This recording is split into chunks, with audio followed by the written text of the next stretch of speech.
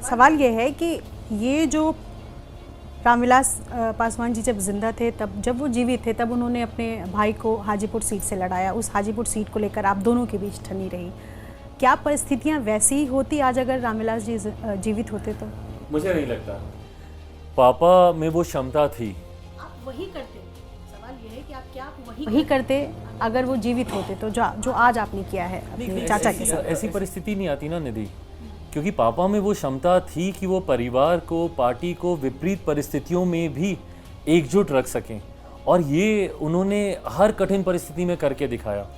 मेरी अपेक्षा मेरे चाचा जी से भी इसी बात की थी ना, कि जैसे पापा ने, भाई पापा के जाने के बाद वही घर के सबसे बड़े, मेरे पिता वो, और हम लोग के यहाँ तो भाई चाचा, ये चाचा भतीजा, रोज़ मैं न्यूज़ में देखता रहता हूँ चाचा भतीजा, पर हम लोग के यहाँ मझले पापा, छोटे पापा, बड़े पापा, ये कहने की परंपरा है। तो मेरी जगह, उनकी जगह, पापा की जगह तो वही मेरे पापा थे, और मैं उनसे भी यही उम्मीद रखता।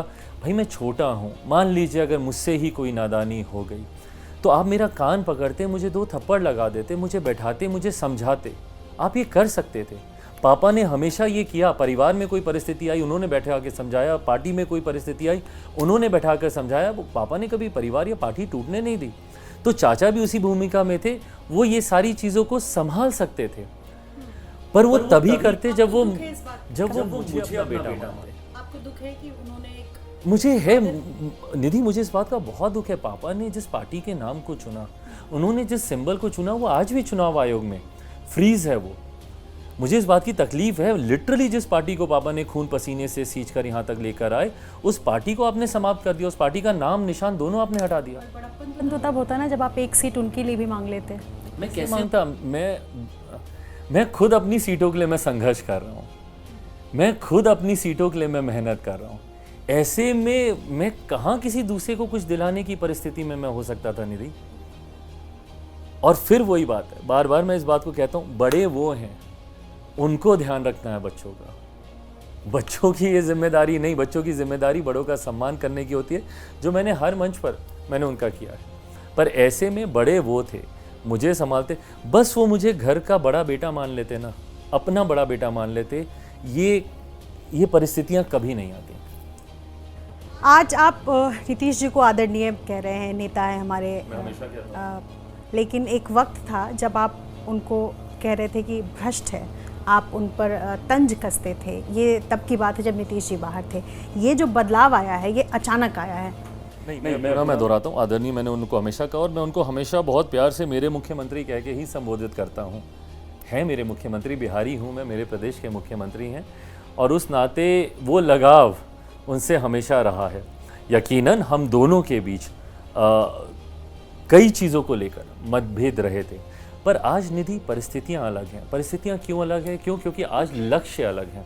आज हम लोग बड़े लक्ष्य की ओर हम लोग अग्रसर हो रहे हैं, और जब आपके लक्ष्य बड़े होते हैं और लक्ष्य क्लियर होते हैं, आज लड़ाई इस बात की नहीं है कि जदयू के वर्चस्व की, चिराग पासवान के वर्चस्व की, हम में से कौन सही, हम में से कौन गलत। आज प्रधानमंत्री जी के लिए लेकर हम सब एक मंच पर लड़ रहे हैं, और हम सब का लक्ष्य है। और गठबंधन आपका सफल तभी होगा निधि, जब आप बड़ी सोच रखेंगे, आप लार्जर पिक्चर को देखेंगे। आज अगर गठबंधन में हम ही लोग एक दूसरे से उलझते रहे तो उसका नुकसान किसको होगा? गठबंधन को ही होगा ना। बिल्कुल सही बात है। पर ये समझदारी की बात तब क्यों नहीं आई जब 2020 में आप पर आरोप लगा कि आप सिर्फ उन्हीं सीटों पर डेंट किया आपने जिन सीटों पर नीतीश कुमार ने अपनी पार्टी के कैंडिडेट्स को उतारा था? उस वक्त ये समझौता नहीं हो पाया, और उस वक्त कोई एक ऐसा नाम, प्रधानमंत्री जी का नाम आप समझ रहे हैं निधि, और मुझे तो उनका हनुमान ही कहा जाता है, तो सोचिए मेरे लिए वो नाम कितना बड़ा है।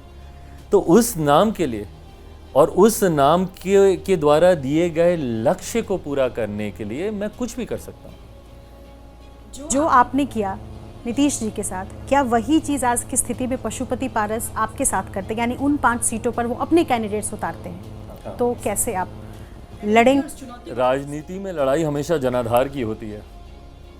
उस वक्त जनता ने मेरा साथ दिया, मुझे नहीं पता चाचा जी का कितना साथ देंगे। पिछले 2 साल में जब आपकी पार्टी के पास ना नाम रहा ना निशान रहा, दोनों पार्टी तो टूट ही गई, चुनाव चिन्ह भी ले लिया गया, पार्टी का नाम भी ले लिया गया, लेकिन उस बीच आप अलग अलग राजनीतिक दलों से आपने मुलाकात की, और ये बहुत ही मधुर संबंध जिसको आपने कहा, क्या तेजस्वी यादव से भी आपको कोई ऑफर था? ऑफर मुझे कहीं किसी से नहीं था, क्योंकि सारे इस बात को जानते हैं कि मैं प्रधानमंत्री जी से दूर होने की सोच भी नहीं सकता। 2020 में भी मैं अलग भी हुआ, पर मैं किसी गठबंधन में नहीं गया। उस वक्त भी मैं बीजेपी के साथ मजबूती से मैं खड़ा रहा। तो ऐसे में कोई जल्दी मुझे कोई ऑफ़र ही नहीं देता, क्योंकि उनको पता है कि ये प्रधानमंत्री जी से कभी अलग हो नहीं सकता, उनके साथ मजबूती से ये जुड़ा हुआ है। बट हाँ, ये चीज़ मैंने मेरे पिता से ही सीखी है। आजकल पता है, ये मैं ज़्यादा देखता हूँ कि व्यक्तिगत लड़ाइयाँ राजनीति में ज़्यादा हावी हो रही हैं। मैं जिस दौर की बात कर रहा हूँ, और मैं ऐसा नहीं कि मैं कोई बहुत पुराने ज़माने का हूँ, बट 4 दशक मेरी भी उम्र हो गई है, उससे ज़्यादा ही। पापा के साथ मैंने कई राजनीतिक परिस्थितियाँ मैंने देखी, और मैंने हमेशा इनसे सीखा मधुर संबंध। आपके बड़े से बड़े आपका विरोध होगा, सदन में एक दूसरे के सामने खूब लड़ेंगे, राजनीतिक मंचों पर एक दूसरे को गलत ठहराने के लिए हर तर्क आप देंगे, पर जब व्यक्तिगत मुलाकातें होंगी तो वो उतनी ही मधुर होंगी। इज़ द रीज़न वाई पापा always had wonderful relationships across the party line. यही चीज़ मैं भी निभाता हूँ। अब आपने तेजस्वी जी का जिक्र किया, मैंने हमेशा उनको अपना छोटा भाई माना है, और वो रिश्ता मैंने हमेशा उनके साथ व्यक्तिगत तौर पर रखा है।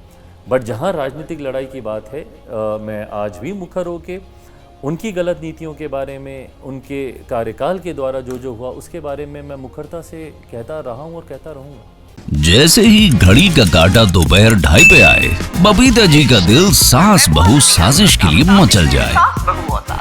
और ये है इनकी बहू, पूरे दिन ऑफिस की टेंशन हो जाए गॉन जब ये करें अपना फेवरेट शो फ्री टाइम पे ऑन। इनकी तरह आप भी देखिए अपना फेवरेट शो अपने टाइम पर, और डाउनलोड कीजिए एबीपी लाइव ऐप अपने स्मार्ट टीवी पर।